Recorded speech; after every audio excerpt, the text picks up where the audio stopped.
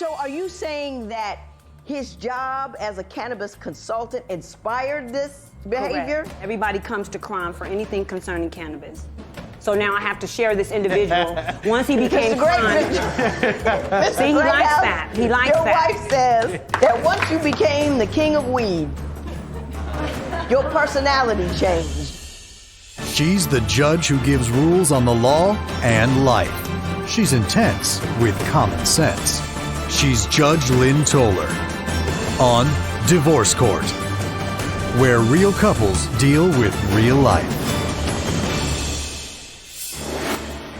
When Venus and Kerran met 4 years ago, they thought their mutual interest as marijuana activists would carry them through a marriage and light up their lives. But now the fire in their relationship is dying.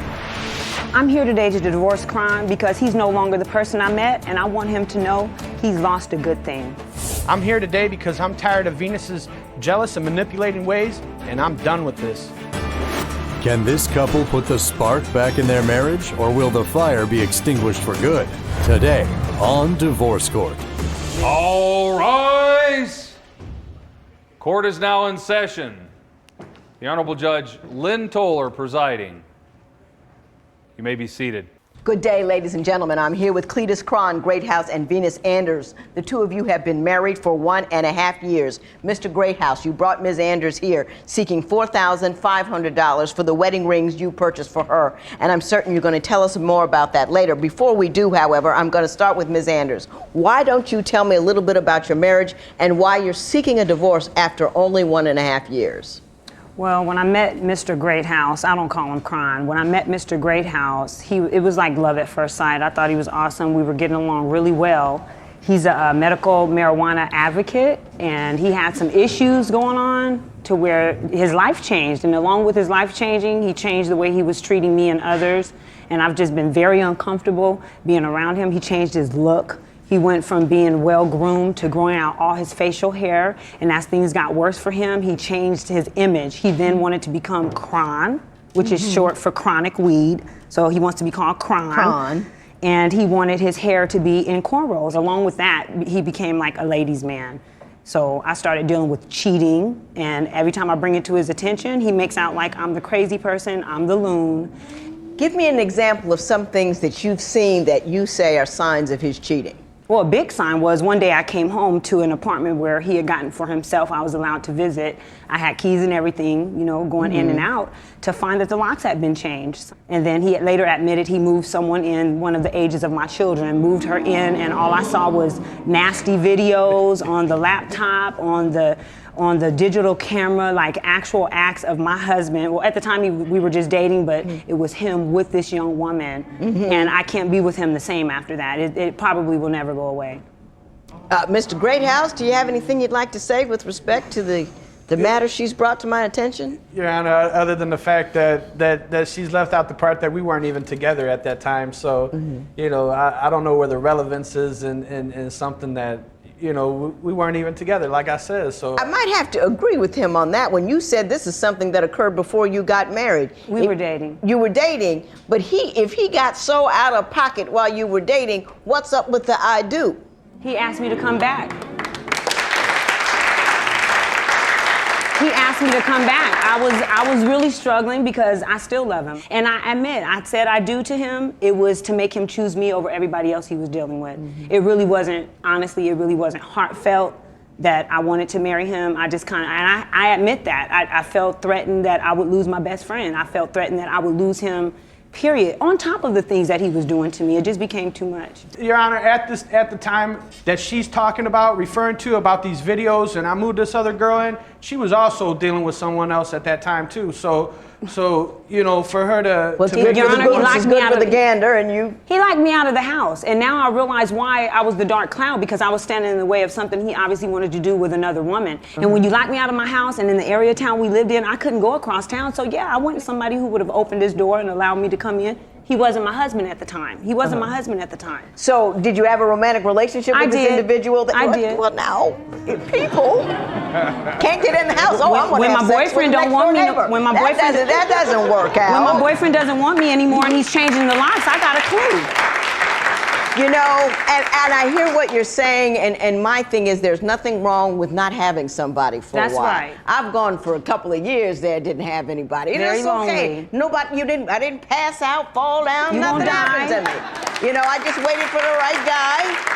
And I didn't have kids with the wrong guy in the interim while I was waiting for the right guy. But anyhow. I will come to the house and find like beer bottles on the counter with girls' lipsticks, but this is where I lay my head. The video had my TV stand in the background. I saw my comforters on the bed when it was all going down. And so when I came back, I felt threatened. I felt like somebody may have had one up on me, but then I realized it was too much to bear because it didn't stop there. We did get married, and I went further to find text messages on his phone about menage a trois to celebrate his birthday. Meaning he helped me to start a company where I'm a beautician, and instead of sending the girls to the back to get their hair done, he's making dates meet me around the corner. I'm in the blue sedan, and I can't even concentrate on getting clients done because as soon as he walks into the salon, now me and him are going at it, and I can't even keep clients for the drama taking place right in the salon. Yeah, I mean, she's too jealous. That's what the whole thing is. You know, it comes down to where, I mean, like I've had opportunities, and because they were with women, like there was a lady who I had opportunity to be a part owner in a cannabis institute where they was, you know, teaching everybody everything. And cannabis institute. So y'all just not in a room sitting around getting high. No. Hey, this is better than that one. But it wasn't about the teaching of marijuana. She came and perched her rear end on our desk of a business we were running and said, Kron, I'd like for you to come work with me. And I was like, no, he's not. We'll find another way to teach cannabis than to teach it with this individual. The woman carries herself, I mean, that's very her inappropriately. That don't have nothing to do with business. That don't have nothing to do with me. Right. It's not a personal thing, you know. So this is. Well, let me ask you this, Mr. Greathouse, and I understand that because you cannot dictate how someone comes at you. I get that part. Right.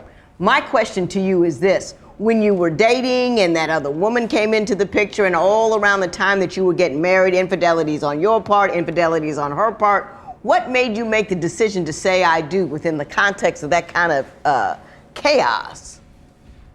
There was an ultimatum that was basically given to me that it's either going to be like this or it ain't going to be nothing at all. So because I genuinely, you know, did love the woman at the time, I mean, you know, that was your best move. And because, you know, my heart was where it was supposed to be, and that was, you know, with being with this woman. Yeah, but where was the rest of it? Hello.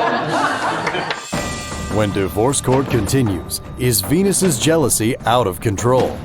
This is the same person who will take my phone and copy down a phone number of a woman. I sure will. Just because there's a woman's name on it, she copies down the woman's phone number, her name, everything, and then starts calling randomly. How do you know my husband?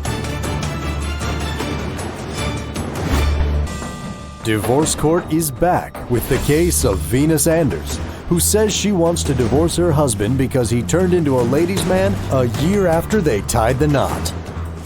But did Venus cause Kron to cheat by cheating herself?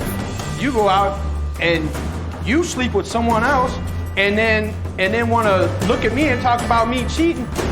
If we want to talk about jealousy, let's talk about how this is the same person who will take my phone and I gotta feel self-conscious about where I leave my phone because if I step outside to smoke a cigarette, I know that she's going to pick it up and copy down a phone number of a woman. I sure will. Just because there's a woman's name on it, she copies down the woman's phone number, her name, everything, then starts calling randomly. How do you know my husband? How do you, what's your relationship with him? Where did you meet? And I'm a lot like his and don't even assistant. know nothing about who this Who woman it is or why. Now, Ms. Anders, you just call random women when there's no indication that that particular woman might be someone he's cheating with? But what I do is I'll question him first, and if I don't get the right response, then I got to get the information for myself. I'm a big girl. I know how to do that. So when I'm having conversation and she's telling me, oh, well, I thought you had moved out. They're not talking about cannabis. They're talking about their relationship with my man. So I think I have a right to question. And when she told me, yeah, that was my bottle I left with your lipstick on it, it was 100% of the times it was cheating. 100%. Not once. You've never not caught him. Because the lipstick on a bottle, you're on. No, she told me I was there with your man, and that's why I left the bottle so you would know that I was there with your man. But what did she do? Did she say what she did? What did she do? She did it all as far She as had I'm a beer, concerned. obviously. Hello. Another one of his little friends that are text messaging, she told me that no matter what we go through, we can get married and go to hell and back. She'll always be involved in Kron's life. And to this day, every time we get into it, it's on the text messages, it's on the Facebook. There she is again. Have you been faithful to Ms. Anders since you've been married, or has that been a little problem? The jealousy has been a problem as long as we've been together. No, I understand the jealousy is the problem. I want to know how valid it is. Have you been faithful to her during this 1.5 years I have marriage? been faithful, Your Honor. All 18 months, no slip-ups, no mess-ups. Oh, I can't say I ain't never had a slip-up, you know what I mean? But that's not to say it wasn't justified either. So, What's a justified slip-up? Explain that to me. Okay, when you go out and after you say that we on this righteous path, that you go out and you sleep with someone else, and then want to look at me and talk about me cheating, and I can't even think of an instance that I've went outside the relationship since we've been married. Ms. Anders, my understanding, based upon what he's saying, is that you run around too. And that's not true, Your Honor. I did have an issue with when I got baptized. I said I'm changing my life because it was heavy on my heart to be, and it wasn't saved. I've always believed in Jesus Christ. I got baptized needing the help of the Holy Spirit to deal with this one. And just because I did that in a day doesn't mean that I was ready to change everything in a day. But I did break off the relationship and told him, because they was calling it a fake marriage. Everybody knew I married him to hold him down, to stop him from having. Hang on. She broke it off because it was fake. What you're doing, you're talking around and around. We're in church, we're out of church, but at the end of the day, you were with another guy. At the end of the day, I I broke off that relationship with him because I wanted to pursue a healthy marriage with my husband. So the answer to the question is yes, you cheated on your husband. Now you were married. That relationship continued. Hallelujah. The relationship did continue. You got it out finally. Yeah, Honor, look. And I feel just as justified as he did. Same thing. The jealousy goes beyond that. She took a computer of mine that had personal contacts, it had financial information, it had information, contacts for artists and celebrities and stuff. And because she found a message on Facebook of me asking another female what she wanted for Christmas. But I wasn't getting nothing for Christmas. She took the computer, broke it into all kinds of pieces, jumped on the bus, went to 3 different bus stops, and dropped pieces in the trash can at each bus stop. That's crazy. That's jealousy. Did you do that, Ms. Anders? Well, I can't say I didn't do that, but honestly, and that's what turned it around for me, because I'm not a violent person, and every time I look, I find, and I went through something. I have to tell you, I left wherever I was in my mind, and I didn't come back till I got off that bus route, and I didn't have a computer on me. When divorce court continues, did Kron really mistreat Venus? Emotionally, verbally, mentally, it was just mean-spirited. Divorce court returns with the case of Kron Greathouse, who denies cheating on his wife, but charges that she has been unfaithful to him. But can Judge Lynn weed through all of this drama? I understood that you felt that once he became Kron, a certified cannabis consultant, everybody wants their own Kron, that he changed into a guy that he wasn't when you were first with him. That's right. Tell me what you mean by that. Well, emotionally, verbally, mentally, it was just mean-spirited, pertaining to me. I watched the way he did business with clients too, but pertaining to me, I'm being called names. He's provoking me with other women coming into the business, providing services for women that he knows is a conflict. I'm watching him be inappropriate. So are you saying that his job as a cannabis consultant inspired this behavior? Correct. Because he thought he was a big man. No, he is a big man, and the people in the community know it. So everybody. He's a big man in the weed community. Yes, ma'am. Okay. Yeah. Now, and everybody needs their own Kron. Everybody comes to Kron for anything concerning cannabis. So now I have to share this individual. Once he became Kron. See, he likes that. He likes Your that. Your wife says that once you became the king of weed, your personality changed. You became engaged in your own persona. Yes, what do you have to say about Your Honor, that? ask her what I was doing when she met me. I don't want to ask her yet another thing. I was doing the same thing. I'd like I was you to doing do the is same answer thing when the she met me, question. Your Honor. I was doing the same thing when she met me. There wasn't nothing that changed. The only thing that changed is maybe because she finally took the time to get to know me and maybe felt like this isn't exactly what I wanted. Well, then, once again, why later on did you get married to me then? Why don't you tell me about the $4,500 you're seeking from Ms. Anders? Well, the $4,500, Your Honor, is for a wedding ring, okay? When we got married, she told me exactly what she wanted. She told me what her dream ring was, how she wanted it and everything. I went out, I had the ring custom made. Yes, he did. And got it exactly to her specifications. You know, it was a hard diamond ring, you know, she wanted the diamonds on the side, everything. The man made it up, and I ended up paying a wholesale price of like $4,500 for it. Right. Okay, so, but the agreement was that I also had a ring that was made up for me. What you see, I'm not wearing no ring today, still to this day. So the ring that I wanted, she was supposed to get. I got her ring, now you get the ring that I want. My ring was $1,200. I still to this But day she don't never have got a ring. it for you. So I feel that although we had a verbal agreement that I do this for you, you do this for me, we're supposed to come together as equals, right? Right. So without that, I don't feel equal. When divorce court continues, what pushes Judge Lynn to speak her mind about Venus? Mrs. Anders, you a mess.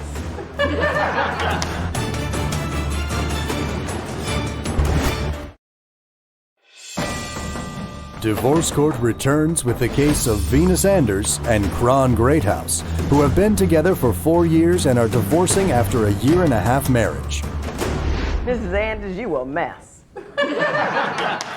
You over there talking 90 words a second. I think you kind of bowled him over, bamboozled him a little. I don't think he knows what's going on half of the time. I think he was who he was at the whole point in time. If all of that about him changing the locks and the keys to his apartment and moving somebody else in, all of that occurred before you got married. It did. It's not your fault. You're foolish. But then he came with the ring after that. So somebody treats me badly and then comes and brings me a car. I don't marry him. I say take the car and go away. I don't need you. It wasn't never about me. No, you had motivations and motives that are beyond what you state here.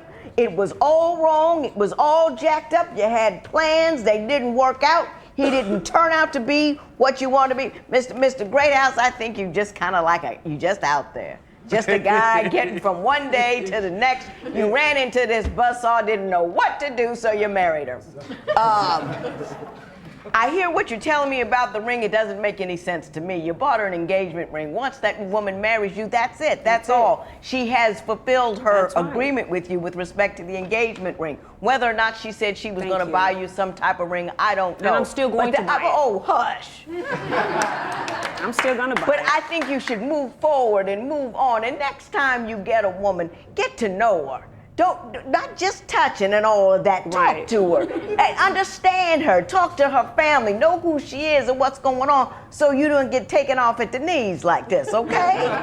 All right, you hear me? Yeah. Ms. Anders, do the right thing. There will be no recovery in this matter. It is so ordered. No recovery. All right. Parties may leave the courtroom. Kron says he and Venus are even more estranged since they got back home. He hears from her every few days, mostly because she calls to ask about money. He's still staying in motels trying to figure out what's next.